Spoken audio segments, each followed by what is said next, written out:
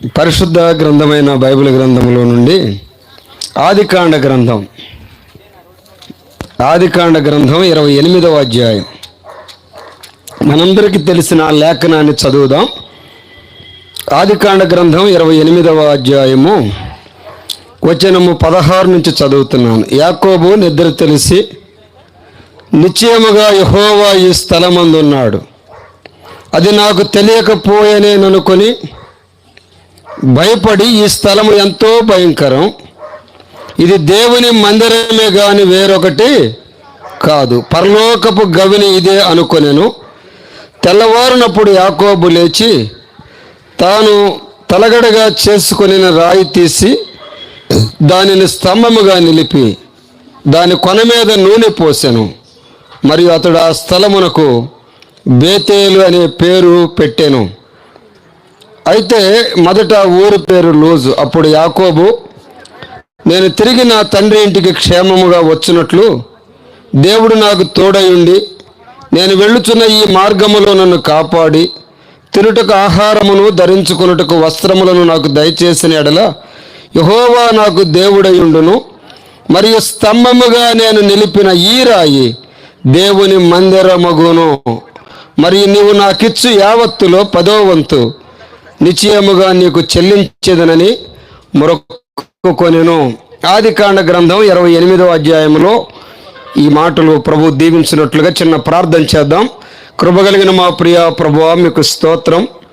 ఉదయకాల సమయంలో మీ సన్నిధిని మాకు తోడుగా ఉంచి మీ దాసులను మీ ఆత్మచేత నింపి బలపరిచి ఆధ్యాత్మికమైన సంగతులు, మందిరాన్ని గురించిన సంగతులు, సంఘాన్ని గురించిన సంగతులు నానా చక్కగా తేటగా మాకు అందించినందుకై స్తుతిస్తూ ఉన్నాం. ఈ సమయంలో మరలా నీ లేఖనములను చదువుకున్నాం.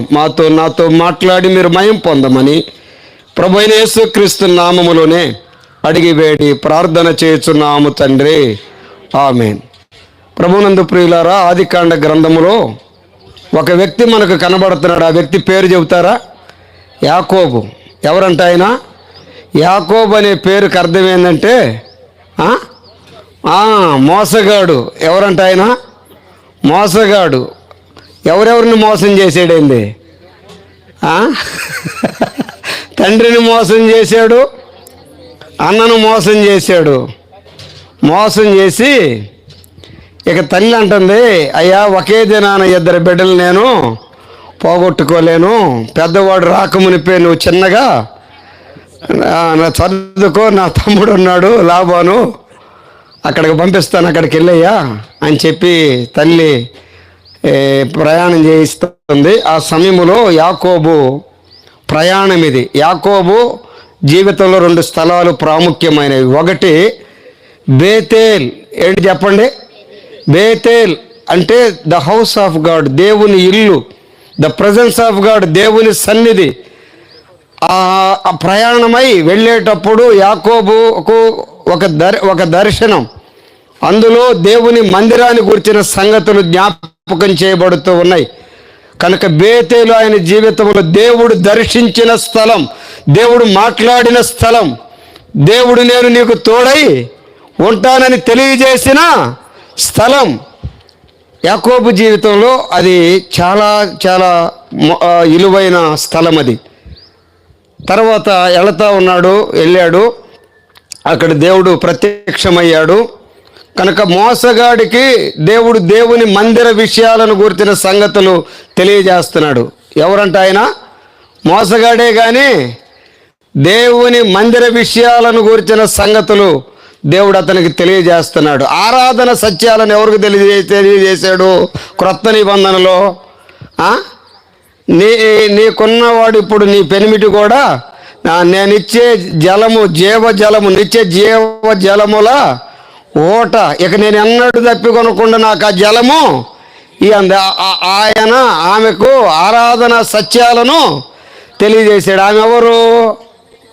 సమరయ స్త్రీ. దేవుడు ఎవరిని ఎప్పుడు ఎలా వాడుకుంటాడో, ఎవరికి దుర్మార్గుడైన సౌలును దేవుడు ఏం చేశాడు? పౌలుగా మార్చి సంఘాలను స్థాపించేవాడుగా, కట్టేవాడుగా, ఆత్మలను రక్షించేవాడుగా దేవుడు ఇలువైన పాత్రగా వాడుకుంటాడు. నేను దేనికి పనికిరాను, పనికిరాని వాళ్ళే దేవుడు కొన్నిసార్లు పనికొచ్చేటట్టుగా ఉపయోగించుకుంటాడు. యాకోబు జీవితంలో ఒకటి బేతేలు, రెండోది పెనుయేలు. బేతేలు అంటే తండ్రి ఇంటి నుండి మామ ఇంటికి వెళ్ళేటప్పుడు బేతేలు అనుభవం. రెండో అనుభవం ఏంటిదంటే మామ ఇంటి నుండి తండ్రి ఇంటికి వస్తాడు, అప్పుడు అది పెనుయేలు అనుభవం. ఏ అనుభవం? బేతేలు, పెనుయేలులో రాత్రంతా పోరాడతాడు. ఒక నరుడు దేవునితో పోరాడటం, ప్రార్థనలో పోరాటం. ఇప్పుడు ఒక పాట పాడాడు, అలనాటి కన్నీటి ప్రార్థనలయ్యి హన్నా లాంటి తల్లులేరి నేటి దినాలలో మందిరాల్లో కూర్చొని ప్రభువు సన్నిధిలో ఏడ్చే తల్లులేరి, కుటుంబాలలో చక్కగా భర్తను రక్షించుకోవడానికి, బిడ్డలను రక్షించుకోవడానికి ప్రభు పాదాల మీద పడే తల్లులేరి. ఊరగా చెప్పుకుంటున్నాం అంతే. పేజీలు పెట్టేవాళ్ళు ఉంటారు కానీ ప్రార్థించేవాళ్ళు తక్కువ. ప్రార్థన ఆ రాత్రంతా పెనుయేలులో ప్రార్థన చేస్తూ ఉన్నాడు. అయితే ఇక్కడ యాకోబు జీవితంలో ఒక రాయిని నిలిపాడు, దానిని స్తంభముగా చేసి దాని మీద నూనె పోసి ఇది దేవుని మందిరమే. స్తంభమును గురించి మాట్లాడాలని నా ఆలోచన. దేనిని గురించి? స్తంభము. ఇక్కడ దేవుని మందిరాన్ని గురించి మాట్లాడాడు. కానీ క్రొత్త నిబంధనలో ఆ మందిరము ఏంటిదంటే, అపోస్తులైన పౌలు రాసిన పత్రికలో ఈ మాట జ్ఞాపకం చేస్తాను చూడండి. తిమోతికి రాసిన మొదటి పత్రిక 3వ అధ్యాయము వచనము 14 నుంచి చదువయ్యా. శీఘ్రముగా నీ యొద్దకు వత్తునని నిరీక్షించుచూ ఉన్నాను, అయినను నేను ఆలస్యము చేసిన ఎడల దేవుని మందిరములో అనగా జీవము గల దేవుని సంఘములో జనులేలాగు ప్రవర్తింపవలెనో అది నీకు తెలియవలని ఈ సంగతులను నీకు వ్రాయిచున్నాను. ఆ సంఘము సత్యమునకు ఏ స్తంభం? అది మందిరము. అంటే ఇక్కడ చెప్పాడు జీవము గల దేవుని సంఘమే. లోకములో నుండి, పాపములో నుండి, చీకటిలో నుండి ప్రత్యేకించబడి ప్రభు పిలిచాడు, రండి నా యొద్దకు రండి, ప్రయాసపడి భారము మోసుకొనుచున్న సమస్త జనులారా నా యొద్దకు రండి, నేను మీకు.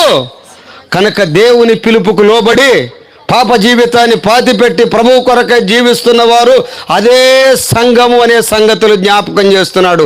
ఆ సంఘము సత్యమునకు, it is the pillar of truth, ఇది నీకు తెలియవలెను. చూడండి ఏమన్నాడు, ఆ సంఘము సత్యమునకు స్తంభము అంటూ 15వ వచనంలో అన్నాడు, నేను ఆలస్యము చేసిన ఎడల దేవుని మందిరములు అనగా జీవము గల దేవుని సంఘములో జనులు ఎలాగూ ప్రవర్తింపవలెను అది నీకు తెలియవలని ఈ సంగతులను నీకు తెలియాలి. అమ్మా, సంఘం అంటే ఏందో నీకు తెలియాలా లేదా?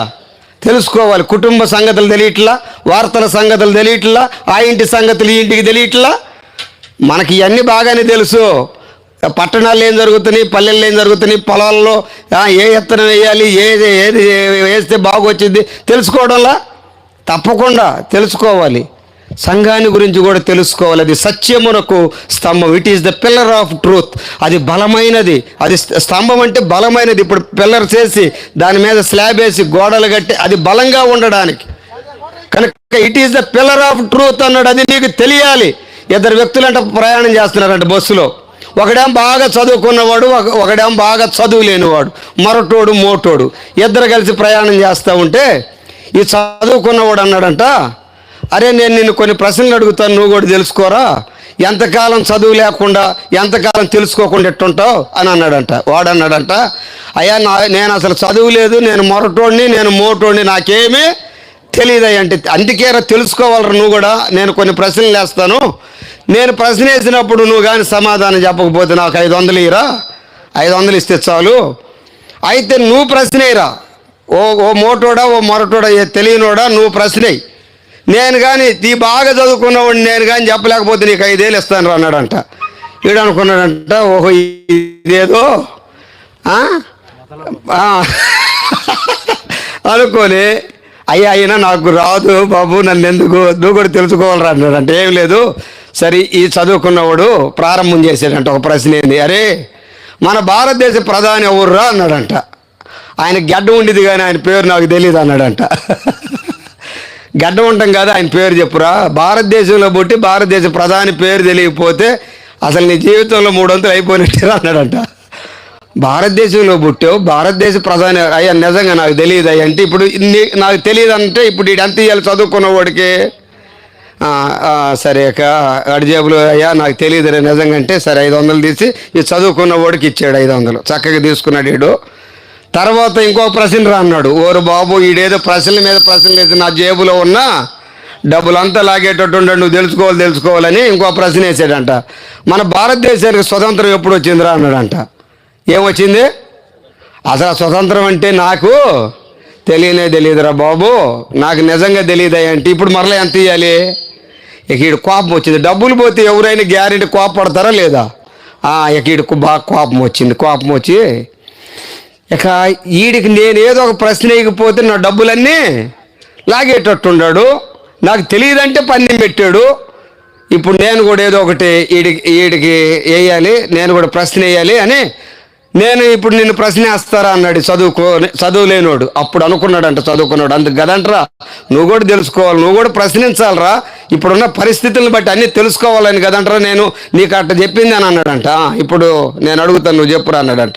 ఈ మోటోడు ఏం లేదు, ఒరే ఒక జంతువు ఉందరా, నేను మొరటగానే అడుగుతున్నాను, ఒక జంతువు ఉందరా, అది ఉదయకాలం కొండ ఎక్కేటప్పుడు 2 కాళ్ళతో ఎక్కిద్దిరా, సాయంత్రం అయితే అది 3 కాళ్ళతో కొండ దిగిద్దిరా, ఆ జంతువు పేరేందిరా అన్నాడు. వీడు చదువుకోలేకపోయినా ఆ జంతువు పేరేందిరా అన్నాడు. వీడు అనుకున్నాడు నాకు ఫిలాసఫీ తెలుసు, జువాలజీ తెలుసు, మ్యాథ్స్ తెలుసు, అన్నీ తెలుసు, అసలు అంతా నేను ప్రొఫెసర్ని, నాకు అంతా తెలుసు అనుకున్నాను. ఇక ఇప్పుడు ఉదయకాలం 2 కాళ్ళతో కొండ ఎక్కేది, సాయంత్రం అయితే 3 కాళ్ళతో కొండ దిగే జంతువా? నేను ఇంత బట్టికి జువాలజీలో చదువుకోలేదు. ఓరి నాయనో ఇదేంది? కొంతమంది చదువు లేకపోయినా మహా మేధావులు ఉంటారు, మహామేధావులు ఉంటారు. అసలు ఈ చదువుకున్నవాడు ఇక అటు ఇటు చూస్తున్నాడంట. అటు ఇటు చూస్తుంటే ఇక వీటికి అర్థమైంది, ఇటు చెప్పలేడు, దీనికి తొందరగా చెప్పురా అంటున్నాడు. చెప్పురంటే నాకు తెలియదురా, నిజంగా నేను ఓడిపోయాను రా, ఇదిగోరా ఈ 5,000 తీసుకోరా అని 5,000 వాడి జేబులో పెట్టాడు. ఎవరి జేబులో? అమ్మోటోడి జేబులో పెట్టాడు. అమ్మోటోడి జేబులో పెట్టేలే కూడా సంతోషంగా ఉన్నాడు. ఇక ఈడు అనుకుంటున్నాడు, ఈ చదువుకున్నవాడు ఇన్ని శాస్త్రాలు నేర్చిన నాకు ఉదయకాలం 2 కాళ్ళతో కొండెక్కేది, సాయంత్రం అయితే 3 కాళ్ళతో కొండ దిగే జంతువు తెలుసుకోకపోతే నేను ఎందుకు రేక వీడికి ఆ డబ్బులు ఇచ్చాను కదా, ఒరే ఆ జంతువు ఏదో కొద్దిగా నాకు చెప్పురా అని అన్నాడు. ఆ జంతువు ఏదో నాకు చెప్పురంటే వాడు ఇంకొక 500 తీసి వీడి చేతికి ఇచ్చి, నాకు తెలియదురా జంతువు ఏదో.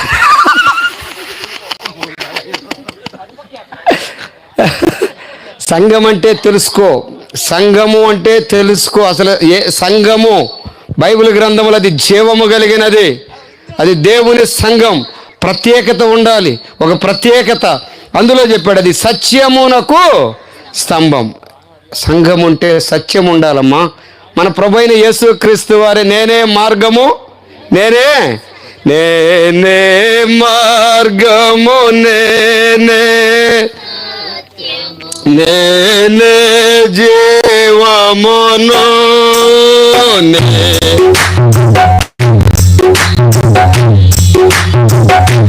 అది సంఘములో ఆయన ఉండాలి. ఎవరు ఉండాలి?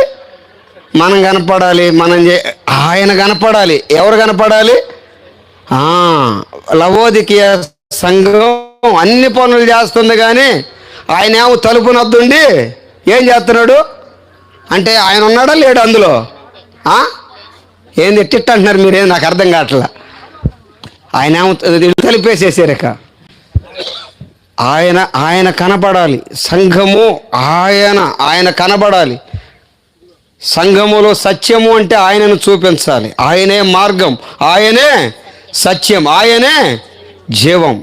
కనుక నేను అంటున్నాను, సంఘములో సంఖ్య లేకపోయినా సంఘం సత్యములో ఉండాలి. దేనిలో ఉండాలి? సత్యములో, ప్రభువులో ఉండాలి, వాక్యములో ఉండాలి అన్నాడు. యోహాను సువార్త 17:17 అంటాడు, నీ వాక్యము సత్యం. ఇప్పుడు చాలా దుర్బోధలు వచ్చినాయి, రకరకాల బోధలు వచ్చినాయి, అలవాటు పడిపోతున్నారు. ప్రాస్పరిటీ గాస్పెల్స్ వచ్చినాయి. నీ మందిరానికి వస్తే బర్రె బాగా అయింది, గొర్రె బాగా అయింది, అవి బాగవుతాయి, కానీ అసలు మనం చెప్పాల్సింది ప్రభువుని గురించే చెప్పాలి. ఆయనను మహిమపరచాలి, ఆయన కనబడేటట్లుగా చేయాలి. మనం కనపడాలని ఎప్పుడు ఆశపడకూడదు. సంఘము ఆయనది. దేవుడు తన స్వరక్తం ఇచ్చి సంపాదించిన తన సంఘం. అది సత్యమునకు స్తంభం. చెప్పండి, దేనికి స్తంభం అంట? సత్యమునకు స్తంభం. రెండో స్తంభం చెప్తా. రెండో స్తంభం దీపస్తంభం. ఏ స్తంభం? ఎక్కడున్నది? ప్రకటన గ్రంథం చూడండి. The prophetical book of revolution, ప్రత్యక్షతలు కలిగిన ప్రవచనానుసారమైన ప్రకటన గ్రంథం 1వ అధ్యాయము వచనము 18, 19 నుంచి చదివేసేయండి. కాగా నువ్వు చూచిన వాటిని, ఉన్న వాటిని, వీటి వెంట కలగబో వాటిని, అనగా నా కుడి చేతిలో నువ్వు చూచిన 7 నక్షత్రములను గూర్చిన మర్మమును, ఆ 7 సువర్ణ దీపస్తంభముల సంగతియు వ్రాయము. ఆ 7 నక్షత్రములు 7 సంఘములకు దూతలు, ఆ 7 దీపస్తంభములు 7 సంఘములు. స్తంభము, దీపస్తంభము. చెప్పండి, సంఘము, దీపము అంటే ఎలగాలి. సంఘము ఆరిపోకూడదు. ప్రభు వచ్చేంత వరకు. ఆయన రాబోతున్నాడు, త్వరగా రాబోతున్నాడు. యేసు రాజుగా, మహారాజుగా, రాజుగా యేసు రాజుగా భూలోకమంతా రవి కోటి. చాలు, మీరు మధ్యాహ్నం బాగా భోజనం చేశారా? కోడి స్వామి అన్న భోజనాల హోంలోనే అన్న కాసేపు వాకింగ్ చెప్పు, మా వాళ్ళు వింటారు, మంచిగా శ్రద్ధగా వింటారని చెప్పాడు. ఆ ఉద్దేశం మీద సంఘము దీపస్తంభము. దీపము నిత్యము వెలుగుతూ ఉండాలి. వెలుగుతాయా? ఆరిపోతావా? ఒక ఆయన పాడాడు కదా, ఆరిపోయిన నా ఎలుగు దీపము ఆరిపోయానయ్యా. ఒకప్పుడు బాగా వెలిగావు, ఒకప్పుడు బాగా ప్రకాశించావు, ఒకప్పుడు ప్రార్థన అన్నావు, ఒకప్పుడు పరిశుద్ధత అన్నావు, ఒకప్పుడు దేవుని ప్రేమను గురించి ప్రకటించావు. ఈరోజు ఏది? దీపస్తంభం. అది నిత్యము వెలుగుతూ ఉండాలి లోకములో. మన ప్రభువైన యేసుక్రీస్తు వారు నేను లోకమునకు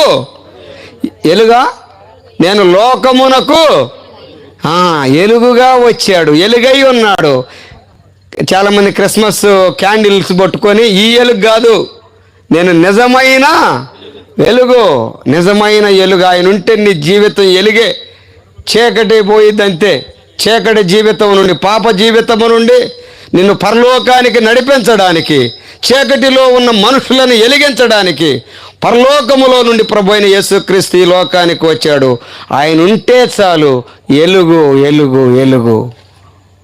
సంఘముల మధ్య ఆయన సంచరిస్తున్నాడు. అది దీప స్తంభం. చెప్పండి, ఏ స్తంభం అది? ఒకటి సత్యమునకు, రెండోది దీప, మూడోది ధూపస్తంభం ఉంది.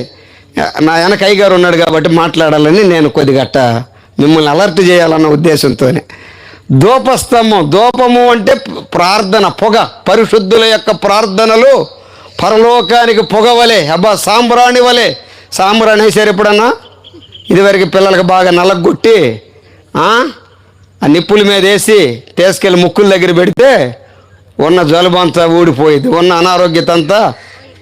ఇప్పుడు ఎక్కడ అవన్నీ లేవు. ఇప్పుడు అసలు ఆ సాంబ్రాణి అన్నా తెలియదు.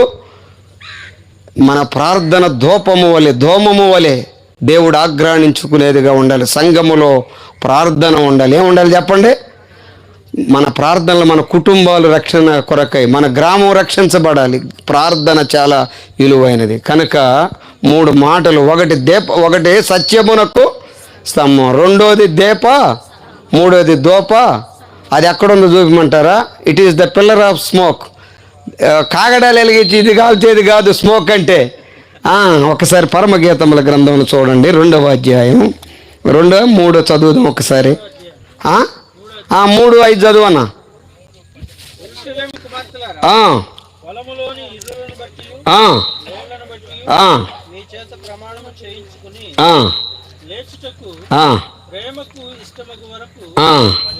ఆరు చదువయ్యా. అది కరెక్టే. ధూమ స్తంభముల వలె. ఏ స్తంభం ఇది చెప్పండి? దోమ ఉందా లేదా అక్కడ స్తంభం? బైబిల్ చదివితే తెలిసిద్ది మీకు. కనుక ధూమ స్తంభము వలె అరణ్య మార్గంలో వస్తుందంట. ఏ మార్గంలో?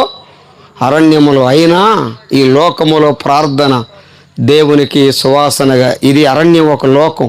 ఒక ఆయన అరణ్యంలో ఎలిగాడు, మండాడు, ప్రకాశించాడు. చెప్పండి పేరు తొందరగా. సేవకులు కాదు, మీరు చెప్పాలి. అతడు అరణ్యములో మండుచు ప్రకాశించుచున్న దీపమై ఉన్నట్టున్నాడు. యోహాను సువార్త 5లో మీరు చదువుకోండి. పిల్లలు బైబిల్ చదవండి. సెల్ ఫోన్లు అన్నావు, మా పిల్లోడు అసలు ఈ దరి నుంచి ఆ దరికి బాగా ఇట్టంటాం. కనుక దేవుని వాక్యాన్ని చదవండి, పిల్లలకు నేర్పించండి. బాల్యము నుండి భక్తిని, ప్రార్థనను, వాక్యాన్ని ఆ కుటుంబాలు దీవించబడతాయి, ఆ బిడ్డలు ఆశీర్వదించబడతారు. కనుక దేవుని సంఘం అది సత్యమునకు స్తంభం, అది దీప స్తంభం, అది దూప స్తంభం. నేను స్తంభం అంటాను, మీరు చెప్పండి. మొదటి స్తంభం సత్యమునకు, వెనకోళ్ళు చెప్పాలి. రెండో స్తంభం దీపస్తంభం, మూడోది వెరీ గుడ్. మీకు 100 ఈ వీడియో మీకు నచ్చినట్లయితే లైక్ చేయండి మరియు షేర్ చేయండి. సబ్స్క్రైబ్ చేయడం మాత్రం మర్చిపోకండి. సబ్స్క్రైబ్ బటన్ పక్కనే ఉన్నటువంటి గంట సింబల్ కూడా మీరు నొక్కండి. అప్పుడు మాత్రమే మేము అప్లోడ్ చేసే ప్రతి కొత్త వీడియో నోటిఫికేషన్ ద్వారా మీకు అందుతుంది. Thank you for watching.